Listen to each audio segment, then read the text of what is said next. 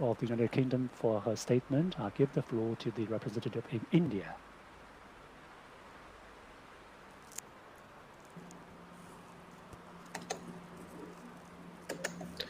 Thank you, Mr. President.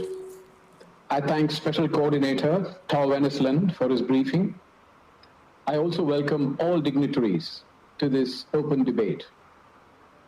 The Security Council held 2 closed meetings on the developments earlier this week.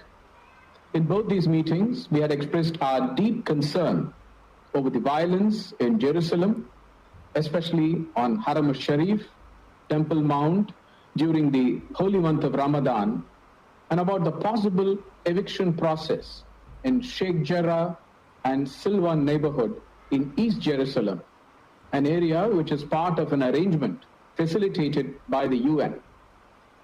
We had also expressed our apprehension at the spread of violence to other parts of West Bank and Gaza. Today's open debate has been necessitated by the continuing violence which began in East Jerusalem a week back and is now threatening to spiral out of control. The events of the last several days have resulted in a sharp deterioration of the security situation. The indiscriminate rocket firings from Gaza targeting the civilian population in Israel, which we condemn, and the retaliatory strikes into Gaza have caused immense suffering and resulted in deaths, including women and children. India has also lost one of her nationals living in Israel in this rocket fire, a caregiver in Ashkelon. We deeply mourn her demise, along with all other civilians who have lost their lives in the current cycle of violence. We reiterate our strong condemnation of all acts of violence, provocation, incitement, and destruction. Immediate de-escalation is the need of the hour, so as to arrest any further slide towards the brink. We urge both sides to show extreme restraint, desist from actions that exacerbate tensions, and refrain from attempts to unilaterally change the existing status quo, including in East Jerusalem and its neighborhood. Jerusalem has a special place in the hearts of millions of Indians who visit the city every year. It also houses the Al-Zawiya Al-Hindiya, the Indian hospice, which is a historic place associated with the great Indian Sufi saint Baba Farid and located inside the old city. India has restored this Indian hospice.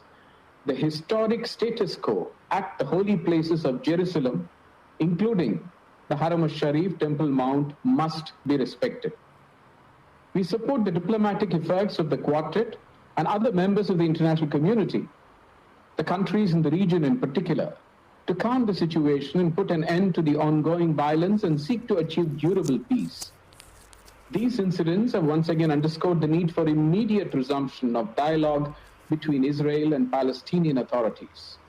The absence of direct and meaningful negotiations between the parties is widening the trust deficit between the parties.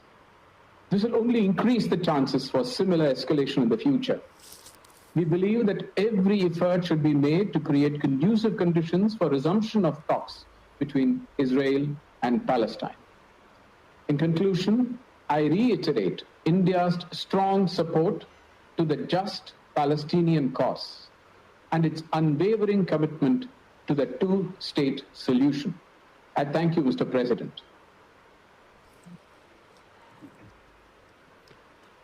I thank the representative of India for his statement.